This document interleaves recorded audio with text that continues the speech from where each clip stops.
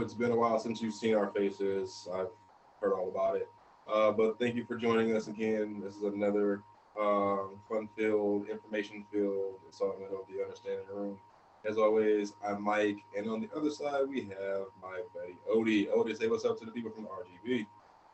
Guys, thank you for tuning in. Always, thank you for letting us know that you want to see us, and we appreciate you all. We love you all, and it's glad to be back, man. Glad to be back. And a lot of stuff has happened since the last time we've met up, and a lot of stuff has been quite the same, if you will. But Odie was just bringing up some things to my attention, and I'm gonna turn it over to him so he can do the history piece for this week. And we're gonna once again show you how the past repeats itself. So Odie, go ahead, man. Definitely. Thank you so much, Mr. Mike. So, as always, guys, I wanted to talk a little bit, and August being August, it's a little special to the cause that we want to bring, to the cause that we normally converse about. First of all, for those that didn't know, usually there is a movement. It started in the 1970s, but it's slowly growing and growing, called Black August. So I wanted to bring attention to it. Black August started in the 1970s with the death of a couple of brothers that were incarcerated in California, and it's basically become the month where we remember Black um, activists that have been incarcerated, that have lost their lives, seeking their freedom, seeking better opportunities for all of us minorities. And I wanted to point that out just because I want to make sure that we take that into consideration. And, it is not another Black History Month. It's all about remembering those activists that have sacrificed ultimately their whole being, their whole life, their breath, to give us an opportunity that we want to have. So I just wanted to point that one out, but I also wanted to talk about today specifically. Today being August 6th. For those of you that aren't aware, the Voting Rights Act of 1965 was signed into law. I apologize. Was signed into law by President Lyndon B. Johnson, LBJ. Today, August 6th. 1965. So let's count that, guys. 75, 85, 95, 2005, 2015. That's 57, 56 years ago. 56 years ago today. Lyndon B. Johnson signed the law that made discriminatory voting practices illegal. So again, something that we've spoken about before, the Jim Crow laws. We tend to think that they existed so long ago that they really don't matter anymore, or that they don't come to the point anymore.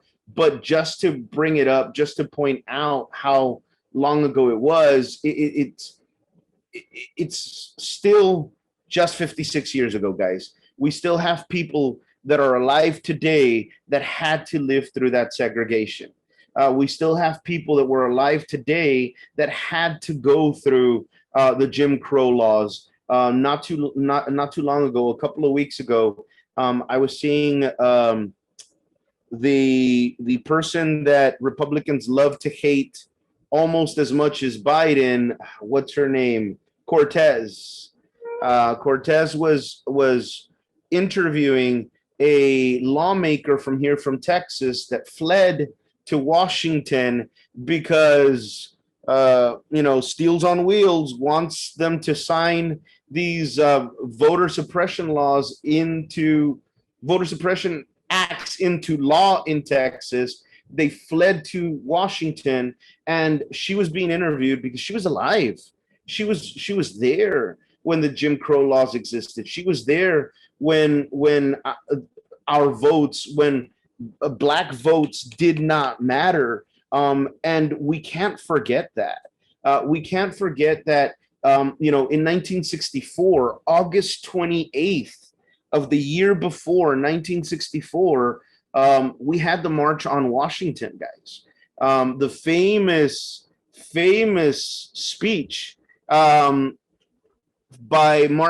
Dr. Martin Luther King. I'm sorry, I said the wrong year. August of 1963. I apologize. So 2 years before was the March on Washington.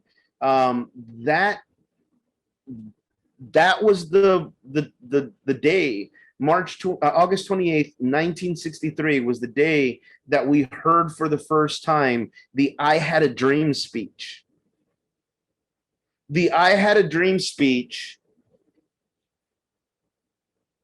it has been consistently praised as one of the main reasons why in 1965 LBJ decided finally to sign the law that made Jim Crow laws illegal.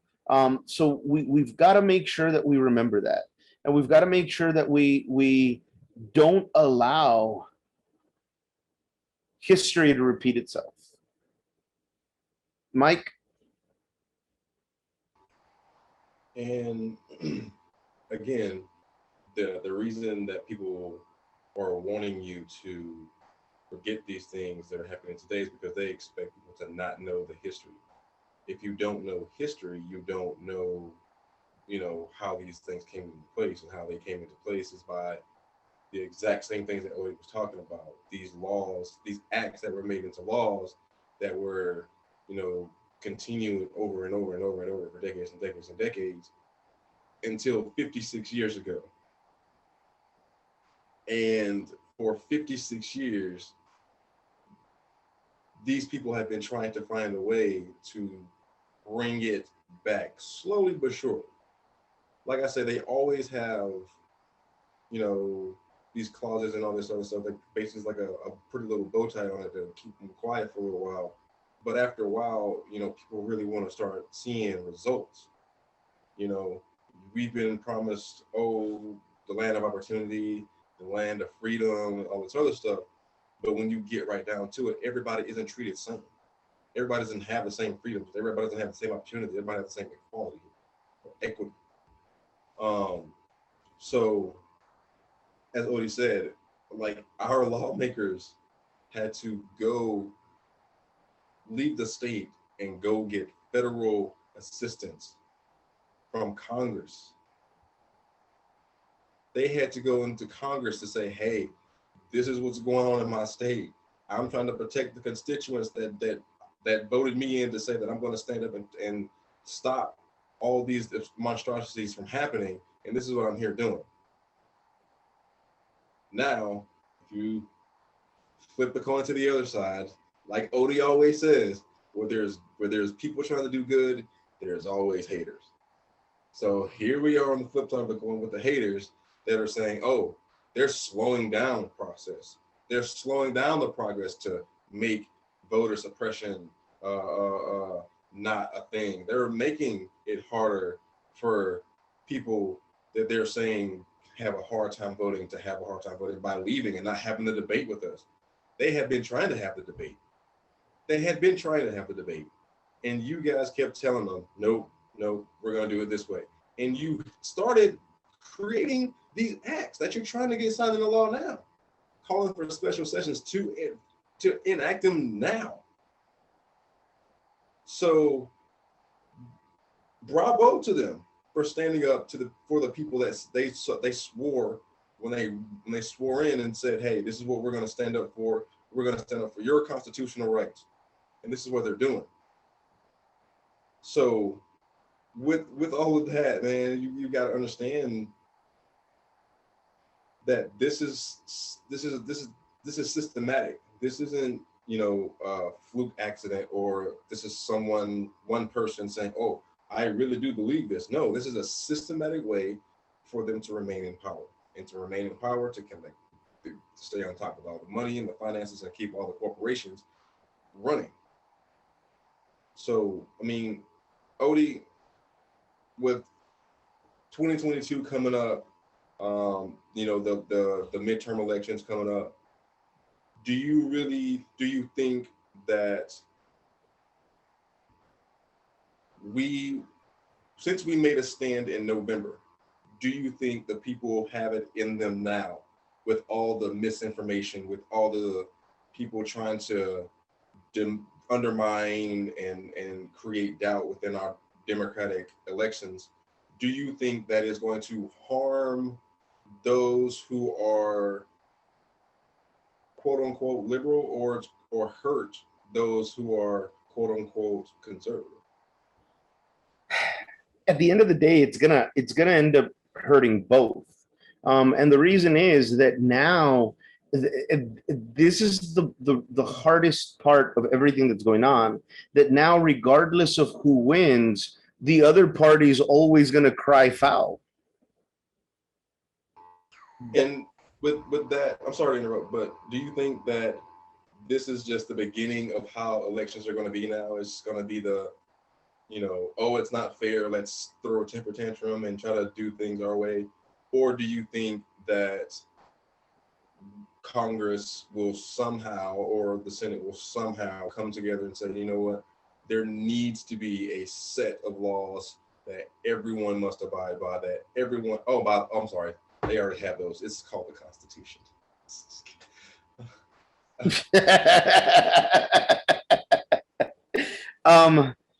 I think there has to be an amendment at some point. Is it going to come anytime soon? Nah. You know just as well as I do how much they revere. I mean, I think it'd be easier to add a verse to the Bible than it would to have an amendment passed, because of the same thing, that they want to hold on to those archaic beliefs that really shouldn't be playing a part at this current point in time. What I think is going to happen is, if the Democrats continue winning, if the Democrats continue to put more people in seats, which I'm hoping, then the Republicans are going to continue to cry that there's been cheating and that people voted that shouldn't have voted. If the Republicans win, then now the Democrats will be able to use the laws that have been enacted in states like Georgia, to say, oh, well, because those laws were enacted, now there's voter suppression, and now the turnout isn't what it was, 2 years ago. So regardless of what happens, everyone loses. And with all the misinformation you guys going out, social media, and other news networks, how much of that do you think will impact the turnout for voters? See, that's the biggest problem. The biggest problem is that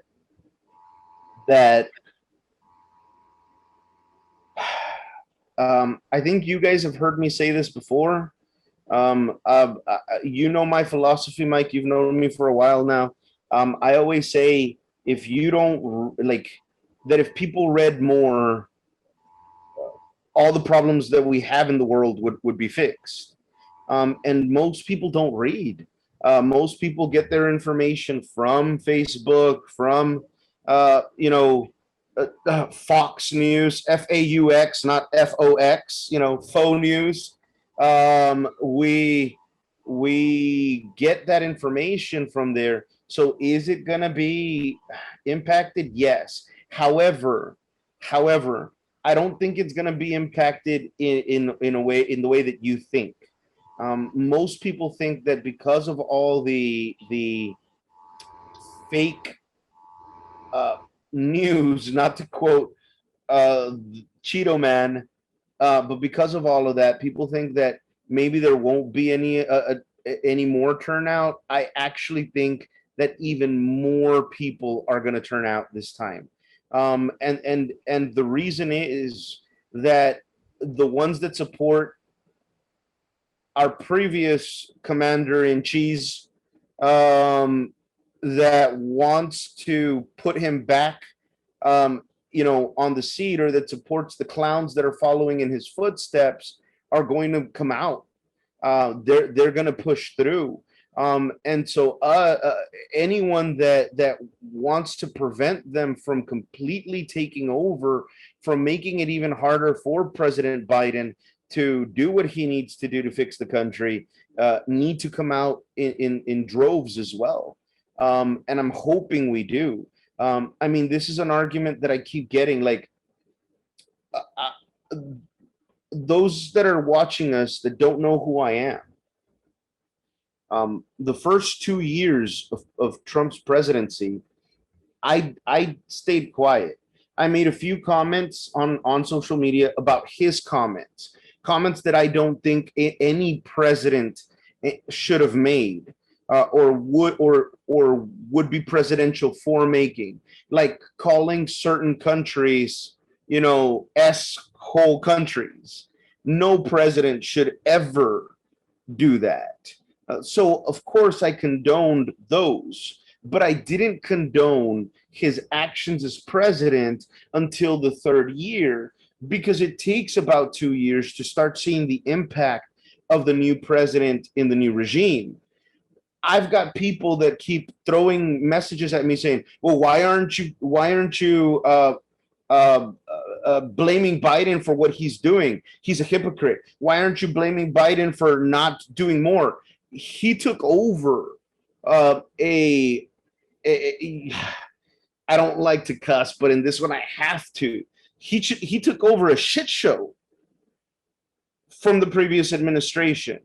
He's been president less than a year, 7 months now, 8 months now, and you expect him to have everything fixed? I mean, there were some people that were blaming him on day one. I saw some memes that said it is now January 22nd and so many people have died of COVID. It is Biden's fault that they have died. I mean, he had been president for one day and they were already blaming him. It's the same thing that's going on right now. You Mind you, that he has a Congress and a Senate who is doing everything in their power. When you have, Frogman McConnell saying that he's going to do everything within his power to keep Biden's agenda from happening. Yeah, and that's exactly why I was saying that the voter turnout needs to be more with those that want him to have a chance. Right now, he has a minimal chance because at least he has, you know, they don't control the whole thing. But if we allow them to take control of the whole thing, then at that point his agenda has absolutely no opportunity. And how can we measure him when he doesn't have that opportunity? Trump had that opportunity. When Trump was there, he had the majority.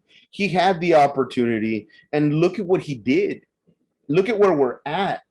We're at a point where we really have no idea what the next few years are going to bring for our country. We're at a point where so many people are in danger of being evicted. We're at a point where so many people have died. We're at a point where people continue to die because him and his party keep doing the misinformation. And you want Biden to fix it in less than a year? This goes back to my point that I made quite some time ago, where I said the majority of Americans don't have a general grasp of understanding for just simple like civics. And it shows. And sadly it shows. There are people who are and I know this is going to segue into a whole other topic. I'm sorry, but there are really grown people out here who really think at some point in this month that Trump, yeah, you know where I was going with it. Trump is going to be reinstated as the president. So everything that is in set now, and the continuation of power is just gonna go away. They're gonna just take everybody out, and Trump's gonna magically come back in and put people back where they were, or reinstate new ones. I don't know exactly how that works, but constitutionally, I've never seen it. No one's ever seen it. Judges are laughing this out of court because they say this is never going to happen. But since Giuliani has been put in timeout because he's spent his entire fortune trying to pay off legal fees, and his boy Donald Trump basically keeps sending him the voicemail, someone else has stepped up in his place to claim that this was fraud. He has proof. I don't know if you've seen his proof, Odie, but I'll try to send you the link so you can see the proof. And he says that in August, maybe September, or sometime later than that, could be, Donald Trump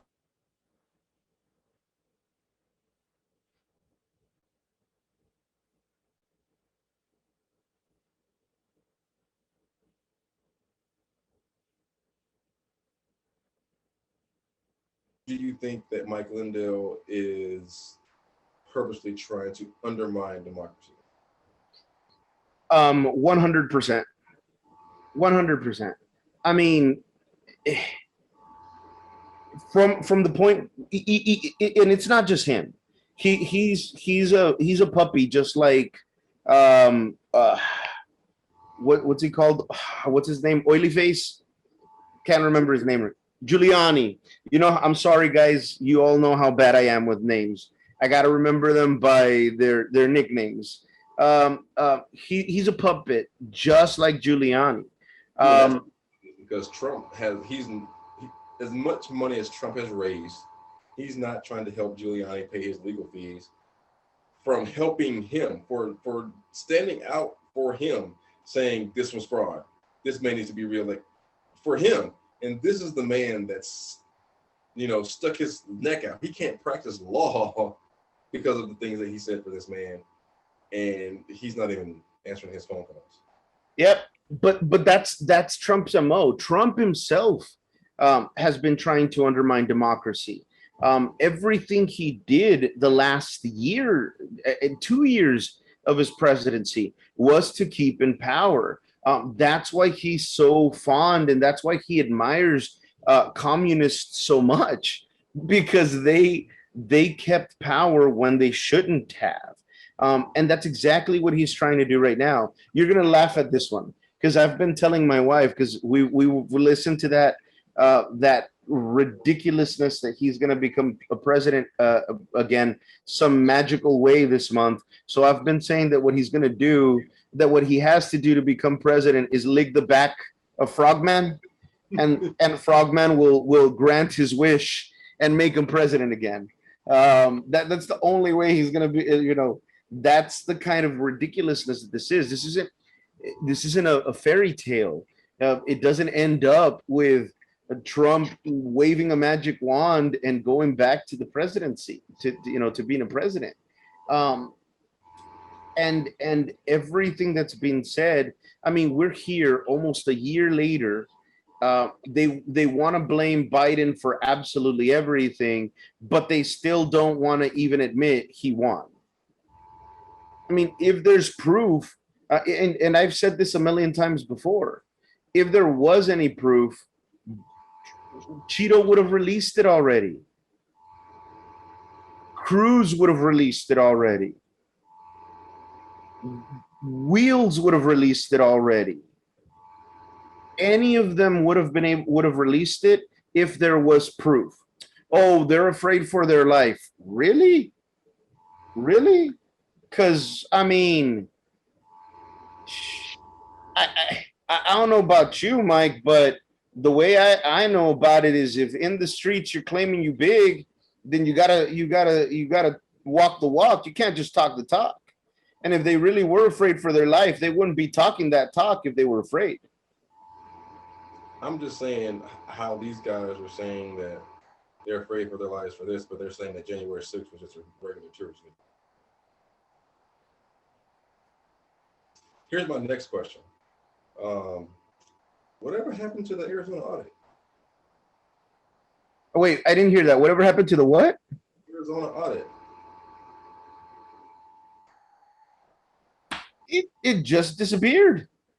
You know why it disappeared? Because they didn't find jack squat. Apparently now they're back in the course trying to get some new stuff from the counties, and the judges are like, no. So now they're saying that that's what's holding them up from revealing their secrets. Come to find out even more. You ready for this? Yeah.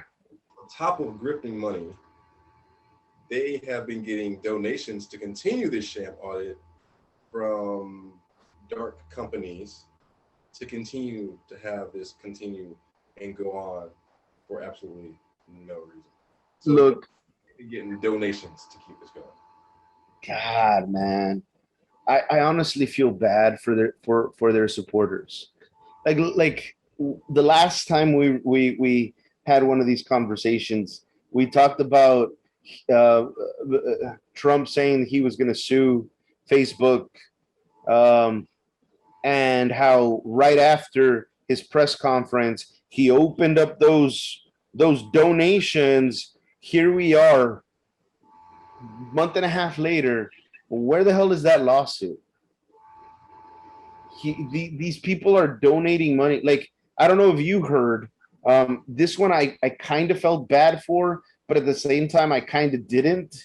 Uh, the guy that used $3.5 million of his own money to build part of the wall here in here in the RGV Rio Grande Valley, and now no one wants to buy his wall. He built it because, according to him, Papa Trump was going to buy that part of his wall and was going to pay him back.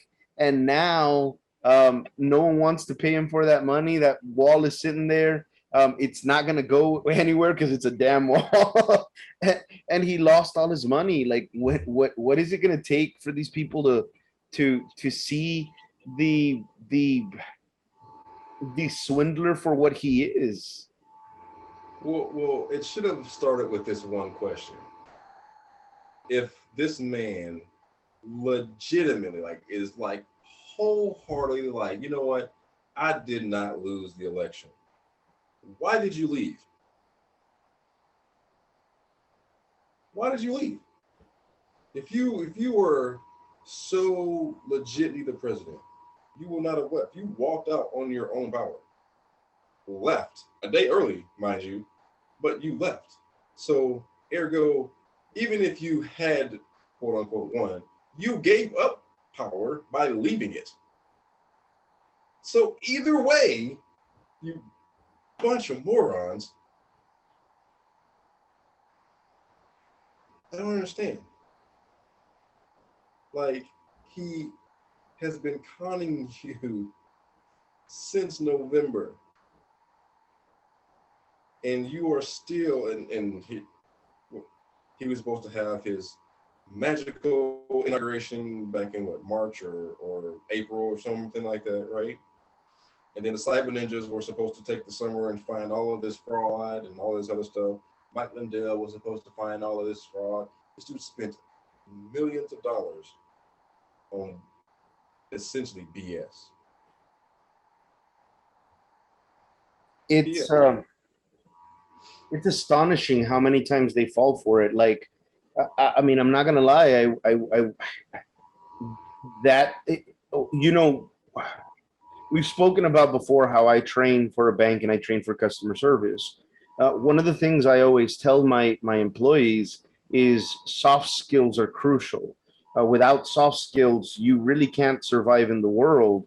And to this day, it baffles me how this man that has absolutely no soft skills, that has no communication skills, that isn't able to prove his point to absolutely anyone, is able to convince so many people to freely give their hard-earned money to him. I don't get it. I really don't. I And mean, go ahead. I'm sorry. it's usually those who are poorly educated. If you're like being 100% honest, it's either the poorly educated or people who are at the top somewhere that are just like, oh my god, die hard support for this guy. You know what I mean? So it's like you either are supporting him because you're not educated, or you're supporting him because you want to keep your money, and he is giving you a guarantee that you're going to get breaks and taxes so you can continue to basically do shady things like his business that's getting indicted, that got indicted for. He wants to make that kind of stuff legal. And I think that's actually what I keep coming back to as why he's able to swindle them. The people that he's swindling are the people that have this superiority complex, the people that already think they're better than the rest of us, are the ones that are falling for his ploy, because he's feeding them the yes you are, because you believe in me, you are better than the scum that doesn't. And I think that's actually like where he's getting his support from. But the point of the matter is, the point of it, the the not point, but the reality of it is that if he was going to do all of these things for you, then why does he need your money? This is a guy that claims to be a billionaire. I mean, Jeff Bezos didn't ask anybody to build his spaceship for him. For whatever it's worth, that bald headed weirdo went to space on a rocket that looked like a something human in the male anatomy from his own pocket. So why does this other person that claims to be a billionaire need to take the money from those that aren't? And it's not like it's a secret that you can't go and look and see where that money's going. Even the people that are donating to him, if you would read the fine print, I don't know if me and Odie told you about this before, but always read the fine print. It's it states in there that 50 cents of every dollar that they donate goes to him for him to use however he wants.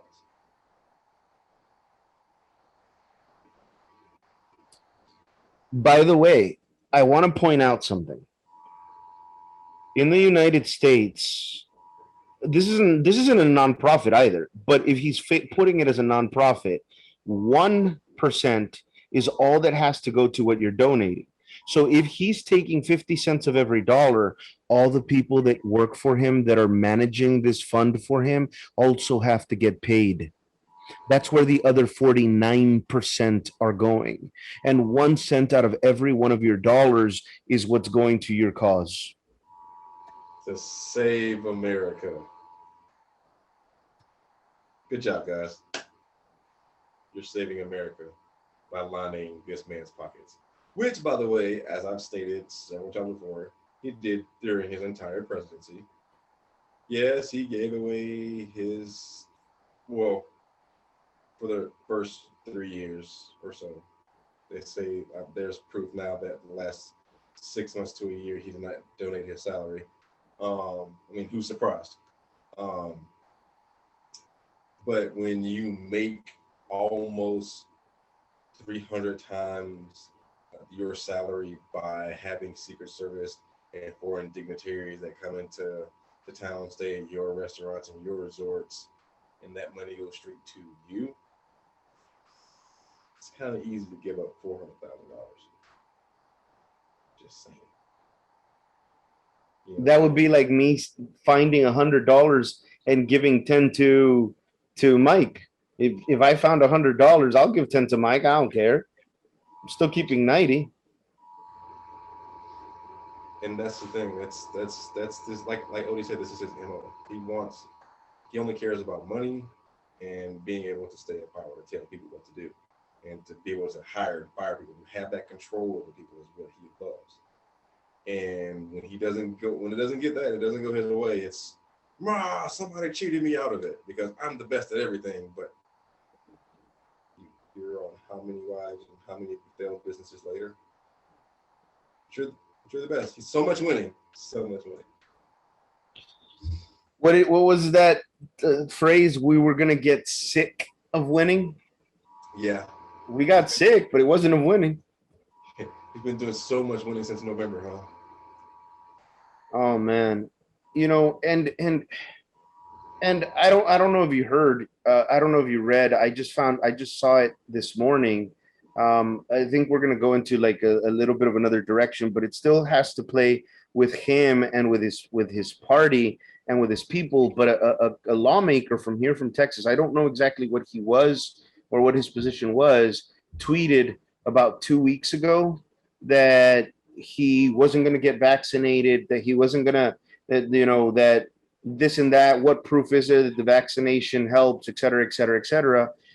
Went into the hospital on July 29th with something that seemed like pneumonia and unfortunately passed away from COVID. His wife is still, she still has COVID.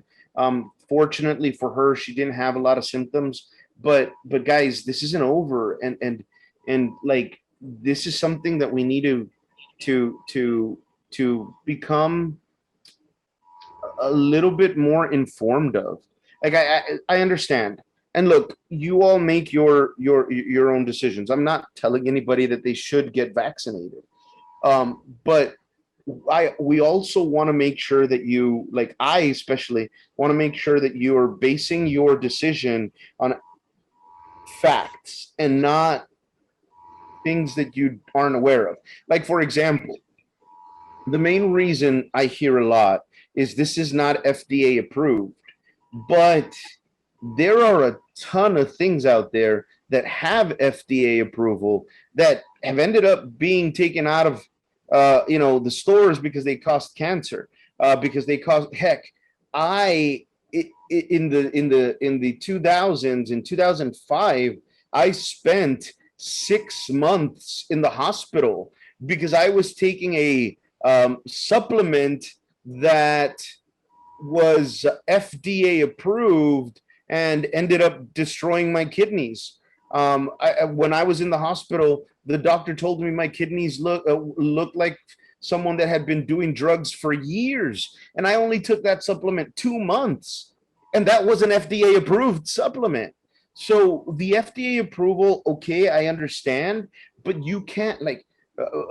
I'll give you an example. Vitamins that are sold at stores, a lot of those have FDA approval, and when other third parties have researched them, have found out that they have less than 2% of the vitamin that you're supposed to get. There was one that was taken away because most of it was literally just chalk, but you were being sold that vitamin.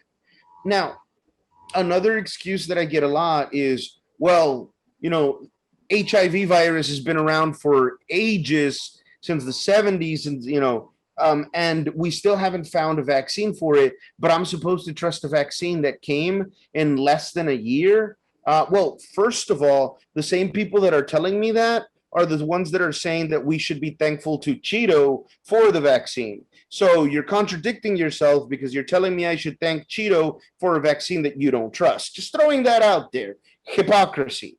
But apart from that, we didn't start from zero. The reason that the HIV virus has been so hard to create a vaccine for, and has taken so long to even have medication that actually is effective for it, is because there was no other virus similar to it.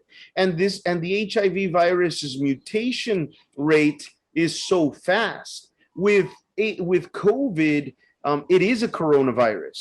We already have vaccines for other coronaviruses, like the flu shot. So we didn't start from zero. We already had a vaccine for the flu shot that is in the same family as COVID. All we had to do is adapt that, the process of creating one vaccine to the new virus. But it isn't, it's not starting from scratch, guys. And then the third thing that I hear all the time is, oh, but look at it now. Now with the Delta virus, they're talking about you getting another shot, a booster shot. Isn't a vaccine supposed to be good forever? Not if you aren't, not if we're letting it mutate. Smallpox was eradicated. Polio was eradicated because those viruses didn't mutate as quickly as a coronavirus does. The flu, we have to take a vaccine for it every single year. That's what you're taking when you take your flu shot. Why?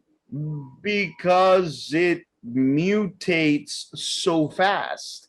Now, if you're allowing COVID to propagate, the more people it affects, that we're not going to reach herd immunity, which is what everyone says. Oh, well, I'm waiting for herd immunity. Herd immunity isn't going to happen because by the time it reaches enough people, it's already mutated and it's starting to affect those people again.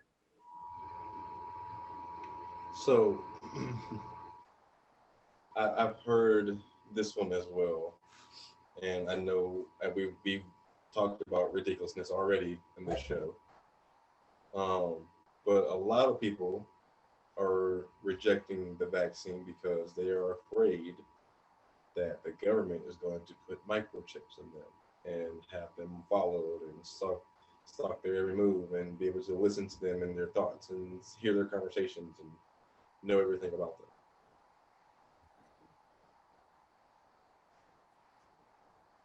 If the government wanted to do that, we'd already have those chips. On a phone. Well, we already have them on the phone. If they're so afraid of it being in your skin, if the government wanted to do that, we'd already have them. We'd already have them. I mean, if the government wanted to do that, all they'd have to do is start putting them on babies without the mothers knowing. Heck, we talked about how they remove the ovaries of Hispanic women without telling them in hospitals in California at the government's request. You don't think they could chip every kid? And in one generation, they'd have everybody chipped. If the government wanted to do that, they'd already have done it. Like you said, I mean, the funny thing to me in this one is people are so obsessed that they don't want the government to know, but they're so quick to let Facebook hear every single conversation, Instagram hear every single conversation, TikTok hear every single conversation. Shh. I mean, I'm sorry. Like maybe I'm the odd one out, but I trust the government a little more than I trust Facebook. At least I know who the hell is running the government. We're the ones that voted him in. I, I don't know. What's his name? Zuckerberg? Is that? No, that's not. Is it Zuckerberg? I don't know, Facebook guy. Whatever the Facebook dude is, I don't know that dude. I ain't gonna trust him. Why is he listening to my conversations? Yeah. Then you got your girl from Georgia, Marjorie Taylor Greene. Oh God. She's she's becoming my favorite person to make fun of. she, she is she's fun. So I don't know if you saw, but not too long ago when her and uh, Matt Gates, I was going to call him something else, but I'd rather not, went out to California, and they were not so happily welcomed. Every time they tried to hold a press conference, um, kind of protesters came and basically started chanting how Matt Gates was a rapist and how he needs to go to jail and how Marjorie Taylor Greene needs to be removed from Congress. Um, do you think acts like this are helpful towards what we're trying to do, or do you think it harms us in a way? Um, honestly,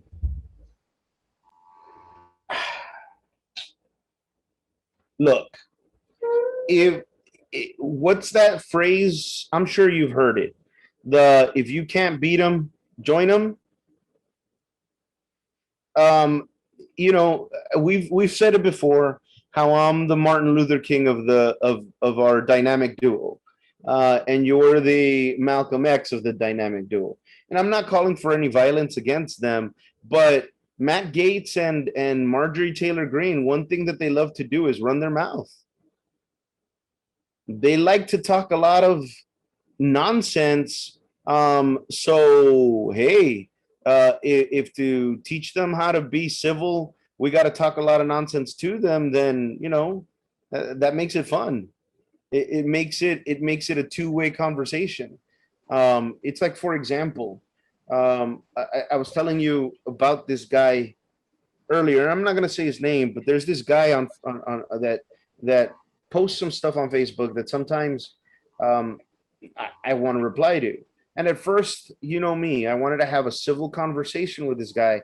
But every time you want to try to have a civil conversation with him, all he wants to do is feed his ego and belittle you and call you stupid, call you a fool, call you this. So watch. Let me read it to you because I want you to tell me. Tell me if this sounds like a comparison.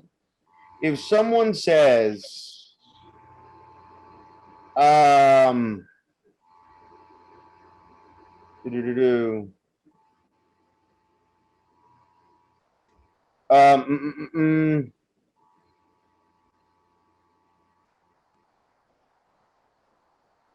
if someone says, why is, look, let me read the post to you. A quick question that just crossed my mind. If it is to become mandatory to provide proof of vaccination by providing a card or showing that you are vaccinated, why is that called common sense when the requirement to provide an ID to vote is called voter suppression? You have to jump through a lot more hoops to get the vaccination card than what you have to do to get an ID. Just asking. So today I replied to him because he put that he wasn't okay with having to show his ID or that his vaccination card. So I replied, so you're telling me that you're okay with voters having to show their IDs when they vote, show proof that they are who they say they are, but you shouldn't show proof that you did what we're supposed to be doing? And so his reply to me was, um, you can't compare one to the other. Only a total fool would compare um, these two. So it shows how much of a fool you are. But doesn't what he said sound like he was comparing both of them? I'm still stuck on how he's this person says it's more, you have to jump through more hoops to get a vaccination card than to vote. Is that what, did I hear that right? Than to get an ID, which is not true. The vaccination is free. Not at all. You walk, I'm telling you, literally, you walk in, get a vaccination shot, and they hand you a card. Yeah. there's not much else to do. Nope. The vaccination is number one, the vaccination is free. Number two, you can go ahead and get vaccinated at pretty much anywhere now. Within And go number to three, yeah, and to get an ID, you have to pay. Every ID costs yep, you money, gotta and you have to go to a location during specific times of the day. and you have to go take a picture and fill out this stuff and again pay. But So this they, I'm sorry, Odie. This is the misinformation that I was talking about earlier. These are the things that are keeping people from getting vaccinated. Why, like Odie said, this virus is continuing to mutate because it's information like this that are people are for some reason listening to. Like we've said since episode 1, do your own research. Think for yourself. Think for yourself. Before you make any decisions, think for yourself. Do your own research. Figure out what's what. Look at facts. Don't look at what people's opinions are. Look at what can be supported with evidence, supported with data, supported with literal like information that you can look at and be like, this is what it is. It comes to this conclusion. And if like Odie said, if more people did this, we will solve so many problems. So many problems. It doesn't take much to do it. Everyone has access to one of these. You can take time from TikTok and Instagram and Twitter and all this other stuff and do something productive with your life. Like, I don't know, gain knowledge. Besides schooling, that's what I do when I have a question about things. I research. It's not hard to do. We all have downtime at some point. At some point, we're on our phones doing something completely useless. Learn something new. Do you honestly think that me and Odie get up here and talk about stuff that we see based on what we saw on Facebook and Twitter? No. We research. We bring this information from research. So, again, people don't be like Martin Taylor Green doing things for intention, essentially, because that's all she's doing it for now because she has no job, essentially. Well, she has a job that she gets paid for, but she doesn't have any responsibilities. So that's why she has time to go around the country with the rapist Matt Gaetz, and say this ridiculous stuff. You know what I mean? So take the time to understand and research and understand, so that way you can understand what the conversations are about, so that way you can actually have facts and not your opinion. it's always important to look at the information on your own, because there's a phrase that I hate, and I hate it, and I hate it, and I hate it. And it's a phrase that unfortunately everyone loves, which is fake it till you make it. See, the fake it till you make it thing only works if the people that you're faking to are also faking. When someone knows what the hell is going on and you try to fake it to them, then you can't. So guess what? The reason you want to do your own research is so that these people that are claiming they have proof, that are claiming that magic is going to happen in August and the Cheeto in charge is coming back, that people that are claiming that voter suppression is not happening, don't pull that wool over your eyes. If you do your own research, then how can how can you still be blind to it? It's the same thing that we talk about all the time when people come up to us and tell us that racism doesn't exist. Do your own research, look it up. Just this week, and this was something that Mr. Mike wanted to bring up, so I'm going to let him talk about it. But just this week, there is another person in the ICU right now that shouldn't be there. And for those that tell me racism does not exist, until this stops happening, you cannot tell me it doesn't. Until this stops happening, you cannot tell me to blindly support the police officers that are using their power, that are using their canines to bite people that are on the ground, pepper sprayed and tased. Go ahead and take it, Mr. Mike. So like Odie was saying earlier this week, there was a gentleman who was out walking his dog who was visibly upset about what no one really is aware. But he was with his dog walking around, and he was walking in through a gas station by himself. The gas station was closed. He wasn't doing any damage to the store. He was actually closer to the road than he was to the store, so there was no chance, no threat of him being a danger to himself, to the grocery store, or to anyone.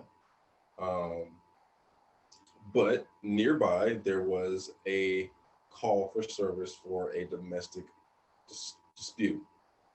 Police showed up, and at the time that they got there, the guy that the couple had, gone their separate ways. So the guy the male from that altercation had left. Well, these two officers are out patrolling, and they see this gentleman who was out, clearly upset, by the way, with no description of who they're looking for, the guy that they were looking for, none of this. These two officers get out of their car, and they approach this man in a very aggressive manner. Instead of stopping to say, hey man, what's going on? How can we help? Is there anything that we can help you with? Are you in any kind of trouble? No. They came up, tasers and guns drawn. And even the dog is like playing with them, like, oh God, hey, what's up, police? Until they start physically attacking his owner. And the dog doesn't even try to bite them. He just tries to come between the owner and the cops, who are at this point beating him on the ground. The dog is not trying to harm the officers in any way. He's just trying to get between the owner and the officers. Man, mind you, he is growling. He is showing, aggression, but he is not physically trying to attack the officers. He's basically trying to show face to try to get them to stop beating the person who's feeding him. And the dog is shot. Now, this man that they beat was a Native American man in a predominantly Native American area in Bishop, California, who residents say that this type of aggressive action happens all the time to them. And as someone who has someone, I've known Odie for a long time, and knowing his descendants, this bothers me, because I have met someone of this descent, and he's a great guy. You know what I mean? A great guy. And I still think that people should be treated like a person, no matter who you are. You can be wrong all day long, but you still need to be treated as a person. Just because you disagree with me doesn't mean that I'm going to pummel you into the ground and have you in the ICU. No, you can disagree with me all day long. It's fine. We can have disagreements. But the fact of the matter is, this is still a person. And the fact that your first thought when you came up to this person was to be aggressive. To be aggressive. not to try to de-escalate, not to try to resolve an issue and try to get help or try to resolve and make things better. No, your job isn't to be the Billy Badass of the street. Your job is to preserve life and property. That's your job. That's why I'm going to bring this up again, because I'm pretty sure I brought this in the first one or two episodes that we had. COPS. COPS stands for Community Oriented Policing. Community Oriented Policing. Not Commando Operations Platoon. It's, you are supposed to serve the people who you see in your community. You're supposed to orient them to good behavior, good places, good ideas, good structures in the community. That's your job. And I understand that times does get it does. It gets a little stressful, it gets a little hard, it gets a little rugged. But at the same time, if you just put a little bit more humanity into your job. And I'm not saying that these cops have never done anything for anyone of any color, of any race or creed or religion, but you have to understand where we are in this world now. We're at the point in this country now where people are really trying to say, hey, you know what? If Trump doesn't get in, we're starting a civil war. For what? He lost. Fairly. He lost. And you want to start a war because this man lost? Is that really logical? Really?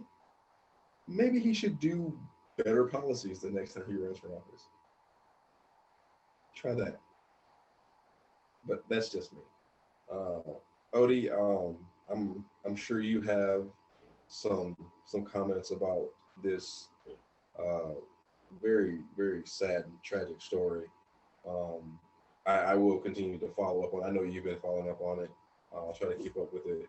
But again, I mean, I just don't see the point in this. I think it's a very tragic thing. And then the statement from his family, you know, is even, it's terrible. I do hope and pray for the recovery of this young man, who shouldn't even be in this predicament in the first place. But Odie, you got anything with it? Yeah. I wanted to add a couple of things. So number one, Mike said they shot his dog. They didn't shoot him once. They shot him twice. After the dog hits the floor, once he's been shot once, the video's there, guys. The video's been uploaded. It was recorded not just by the cams that the police officers were wearing, but a couple of people also uploaded their own personal videos. And he's shot twice. The dog died right there. Now, the two officers claim that this man yelled at them, "You want me to kill you too?" Now you can't hear what you can hear that he says something about "you want to," but you can't hear what he told them. So all we have to go by is what they said. And so now here's the thing though. They're trying to justify beating a man to the point where he's in the ICU because he told them he was gonna kill them too. I mean, we've pointed out the hypocrisy on this, but how many times haven't we seen the Karens that go off on police officers and they're treated with such respect just because they're the right color? Oh, you mean the one that was like a couple of weeks ago where she got pulled over and she told the cop, "You're lucky I'm not carrying because I would have shot you," because he was on a traffic stop? Yep, exactly. So why didn't she get shot? She's telling a police officer, "You're lucky I don't have my gun with you because I would have shot you. I'm not carrying because I would have shot you." And she got to go home or to jail, but she's still breathing. They're claiming that this guy, whether he said it or not, was enough to instigate them to give him give him that attitude to go there with intent. Now, the video is hard to watch. It's 12, almost 12 minutes. They don't just tase him. They don't just pepper spray him. Like I said, one of the officers walks to their patrol car, gets the canine out of it, and while this man is on the floor, the canine is biting him. He was already on the floor, and the canine is biting him. The canine is attacking him, and you hear people that are passing by saying, "Hey, get the dog off of him," and they're still there. And I don't know if you read this, Mike, but this is the craziest thing. They announced that if he does survive, because remember, he's in critical condition in the ICU, if he does survive, they're bringing him up on assault charges. So not only is he the one in the ICU, not only is he the one that got beat, not only was he the one minding his own business and was approached by these two police officers, but on top of all of that, he could go to jail for just walking his dog. I mean, are you really surprised? This is this. So that story reminds me of another story that I just recently heard. I don't know if you've heard about, I can't remember exactly where it was, and if any of our viewers know this story, please put it in the comments. There was a man who was walking on a trail or was camping or something, and was approached by a group of all white people, and one of them claimed and threatened to say, "You're going to make me go get a noose." And the guy that was threatened to be hanged got charged with a hate crime. I remember hearing about that. I don't remember either where it was at, but I do remember hearing about that. I don't know anymore. How can you be the victim and the assailant at the same time? Well, but it goes back to the same thing that we've the point that I've brought up a couple times, where the magic way, the way they try to get away with everything is by making us the villains. If you vilify the victim, then you end up looking like the hero and not the victimizer. That's the exact same thing that happened with I can't remember her name, but the girl that killed her rapist, and got put in jail because of it. They called her a prostitute. They called her this. They called her that. They vilified her. It's funny because I always say we live in a comic book society, and there's no better proof than this. In the comic books, what does the Joker do? What do the villains do? They always want to justify their actions to look like they're the heroes to the hero, and that's what these people are doing. That's why these cops did what they did. As soon as they saw that there was an outcry, we go back to George Floyd. As soon as they saw that there was an outcry from the public, that there was a video showing what they did, that's when they started saying, "Oh, George Floyd was resisting. George Floyd was being combative. He didn't want to listen to orders." That's the same thing that they're saying with this Native American man. So as soon as they see that there's an outcry, now they're saying, "Well, he said he was going to kill us," which we can't prove because it doesn't show in the video. The dog, they claim that they were bit by the dog. You can go and watch the video. Like Mike said, the dog absolutely never bites them. He is trying to get in between them and his owner to protect his owner, and he just does bark but they're the ones that kick the dog. You tell me you don't expect to kick a pit bull in the face and get bit? Yeah.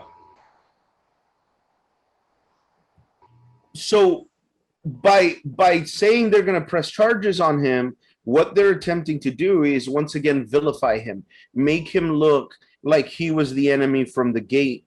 And you know, I like what his family. There was a one part of the press conference that his family did where I don't remember if it was a friend of the family or part of the family that says that even though he was big, that he was a really big teddy bear, but that he always had a smile. He always has a smile on his face. That even when his mother died, he always carried a smile on his face to try to make people feel better.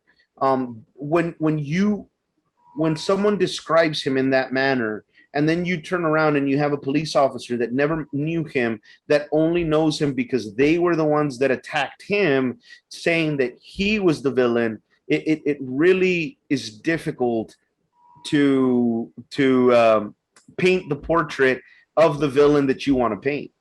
Mm-hmm. It's true. And it goes back to what we've been saying this entire time. We just need to just be able to treat each other like humans. And it's sad how there are groups of people in this world who look at people and have just the most disdain for them just because of the color of their skin. And to think that that's not a problem, even though we see and witness this stuff all the time, and they say it's not a problem. And it's how much of a problem does it have to be before someone says, okay, this is enough? They attacked the Capitol.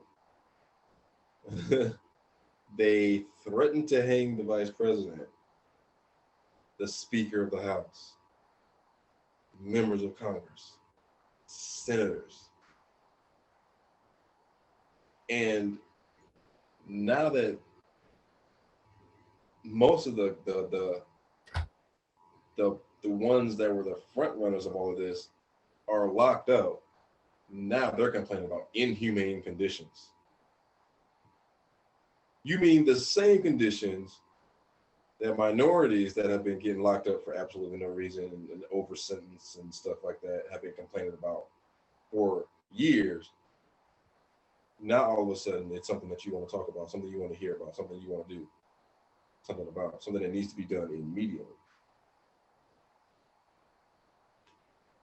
I just don't, I really don't, I don't know anymore. Man, it's and then what did that guy get? The first one got convicted. He only got 8 months. 8 8 months, and that includes time served. So, freaking like, okay, let's address a couple things. Um, I don't have the names anymore, unfortunately. But when he got convicted for 8 months, I looked up a few people that had been convicted for ridiculous crimes, and there's so many people that get convicted.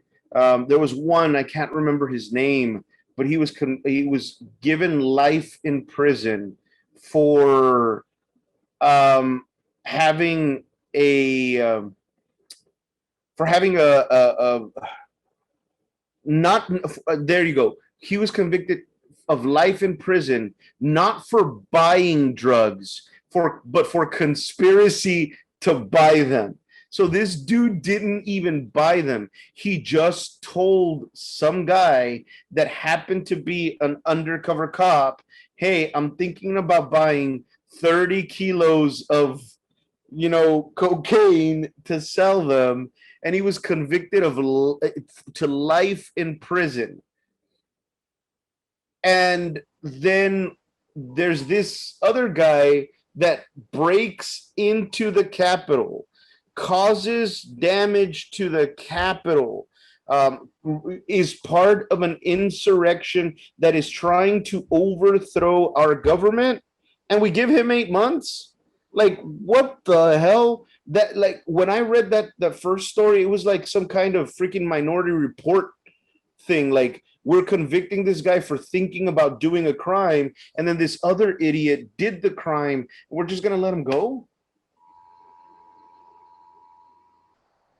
What is it now? Five Capitol police officers that have committed suicide because of January 6th. And the part that's really disgusting is the fact that you got people like Jim Jordan that is saying January 6th was a regular schmegular day in the Capitol. These were just tourists. They walked in, stayed within the lines, and just toured and walked out. It was Antifa that was causing all the trouble. And then it turned out it was the FBI that was in there doing it. So Antifa and the FBI teamed up to go attack the Capitol to blame Trump supporters. And I think they said the Tricks Bunny was in there too. And Barney was made a special appearance too. Yeah. It's insane, man. Like, it's ridiculous. And the reality is that this is why we do what we do. This is why, honestly, I love what we do. We've said it before. Mike said it before. He asked me to do this with him, and I jumped to the occasion. I don't think there was any hesitation in my mind at all, in my voice at all when I said it. I was like, hell yeah, because the reality is that there are people. This country is built on edits to the history. This country is built on giving us a whiteout version of what happened in the history. And we're seeing it happen live right now. They're trying to white it out. We have the videos, we have the images, we have it all on tape, and they're still trying to tell us they walked in a fine line. They were respectful. They did what they were supposed to. Even though we had people that stole laptops off of lawmakers' desks and tried to sell it to Russia. We've got other people saying, "Nah, it was a day like any other."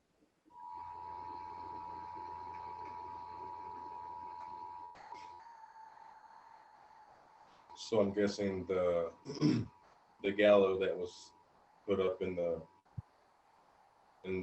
Capitol lawn was what? Movie magic? Was it? I've said this before, and I'll say it again. Sadly, had it been a minority group, had it been in 1963, Dr. Martin Luther King and his group of 250,000 that did that, there would have been quite a few dead. And Martin Luther King would have been locked up because the first thing they would have said was he instigated this. Oh, Mike, thank you so much, Mike. You just reminded me. What is her name? I don't know if you've heard about this, Mike. She is a Black Lives Matter activist that is actually locked up right now and awaiting trial because she set up a Black Lives Matter like event, and apparently a lot of people say that this is not true, that the person was making it up, but supposedly one person claimed that Black Lives Matter supporter kept them hostage in their car, and instead of arresting the people that supposedly did the crime, they arrested the person that, or like the activist that set it up in the first place, and they're charging her with kidnapping. What is her name? Give me 1 second.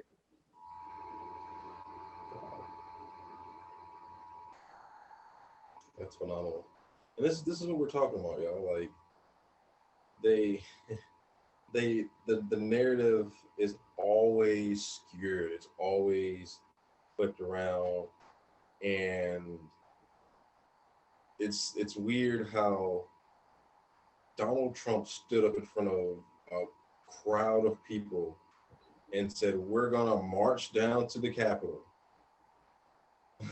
And you gotta fight like hell, because if you don't fight like hell, you won't have a country anymore. And they still are like,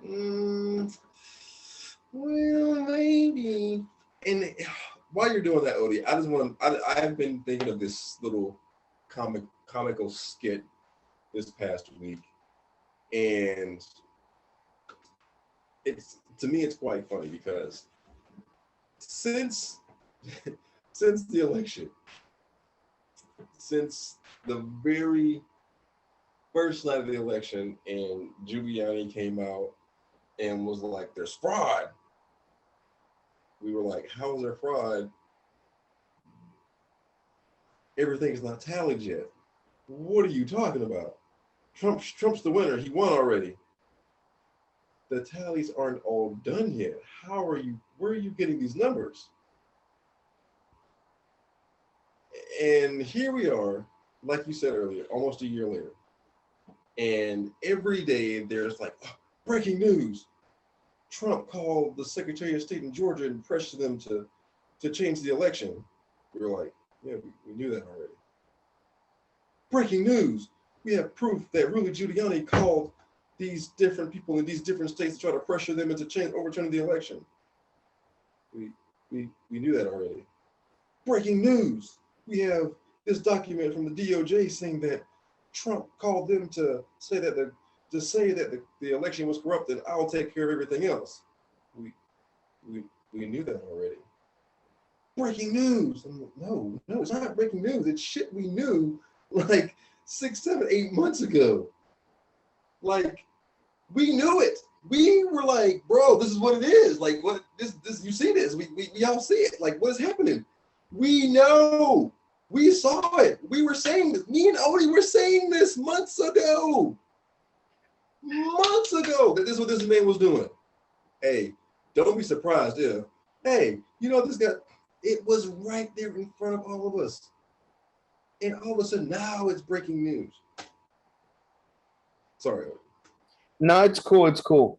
Tiana Arata is the Black Lives Matter activist, and it was last August. So she was a 20-year-old at the time, and she's facing 15 years in jail for seriously organizing a peaceful protest.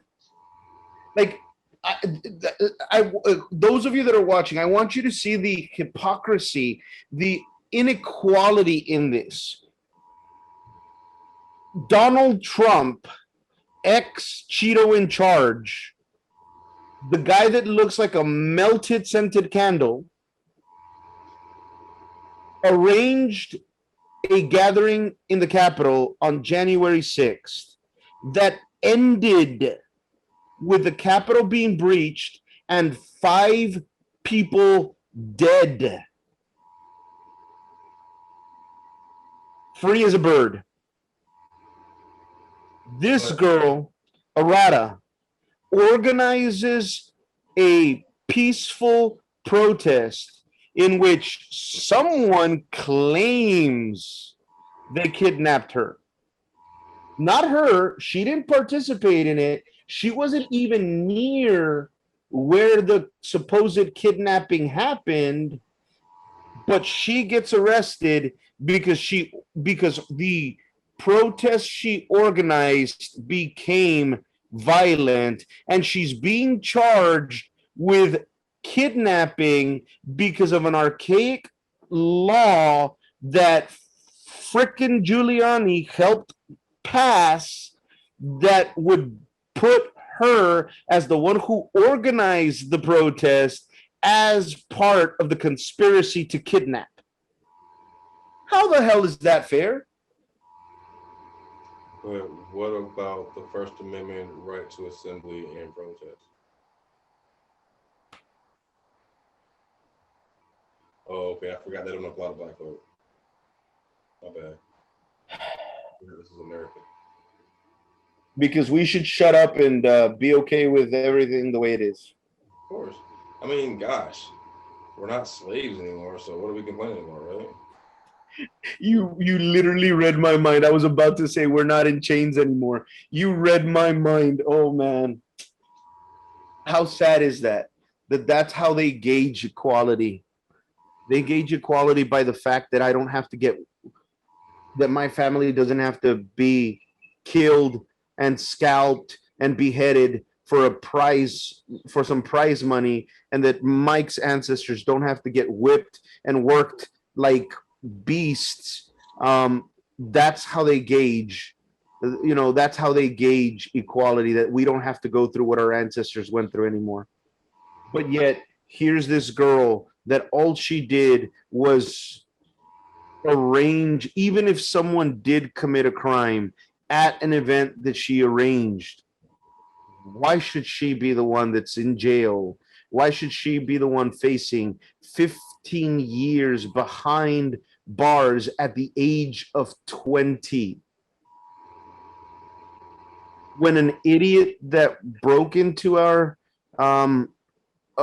most sacred grounds, our capital, only gets 8 months for breaking in there, putting up a noose, and chanting over and over that they were going to hang the vice president and kill Pelosi. I mean, that's what happens when you got the white skin. I mean, the right skin color. Yep, that's exactly the and again, said it before, said it again. We're not against whites. We're not against any color in particular.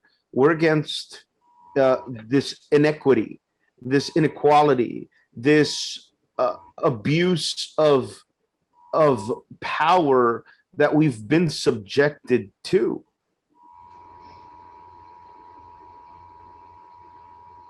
Absolutely. And to those that think that, who still for some reason think that this white supremacy thing doesn't exist, um, please do some research and understand that it's not something that was just made up. Like, this is something that's been founded in this country and has grown since the inception of this country. And the fact that people don't see or don't believe that this thing exists when it happens on a daily basis, like, it's a purposeful, systemic way to keep bring down and keep people of color down in this country. Not too long ago, like a couple months ago, we talked about the Black Wall Street and how it was completely decimated. It was a very successful, and it was completely decimated. Why? Because white supremacists did not want to see this community thrive. The community that they said they wanted to keep separate, they thrived and they burned it to the ground because they were successful. But again, this is part of the history that they don't want us to teach. Mind you, I don't know if you heard about this, Odie, but Texas has passed where parts of history, we all know which parts of history, are no longer part of the curriculum anymore. No, I had not heard that. So it did. I heard that they were trying to get it passed. I was hopeful that that was part of what the Democrats had run away from. So it ended up passing. I believe it did. I saw a story about it today or last night. Yeah. Wow. Sad. So sad. But I believe that the 2022 election will make a lot of difference, a lot of change. I believe that despite the numerous attempts and ways to blockade people from coming out to vote, I believe people are still going to come out and vote because, I mean, this is something that's going to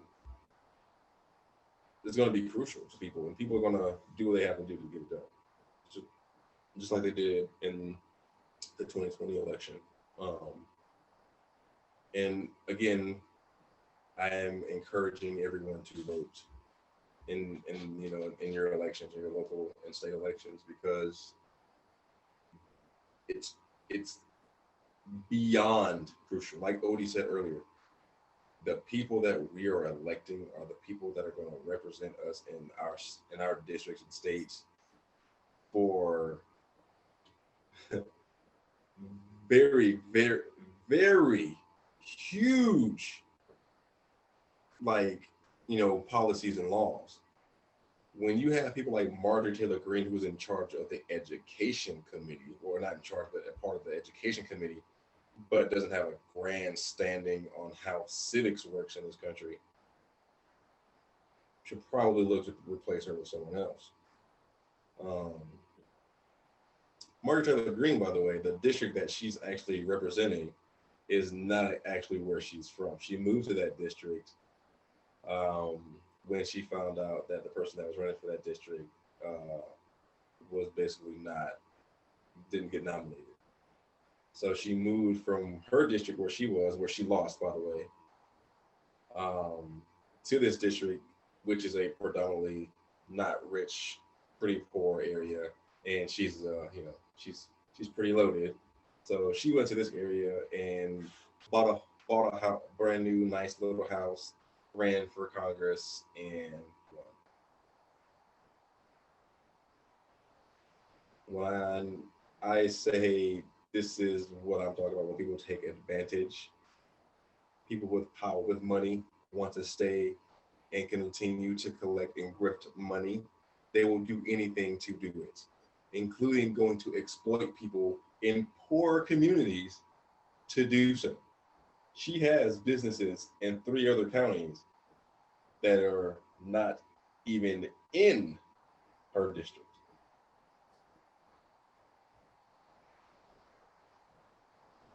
Isn't that great?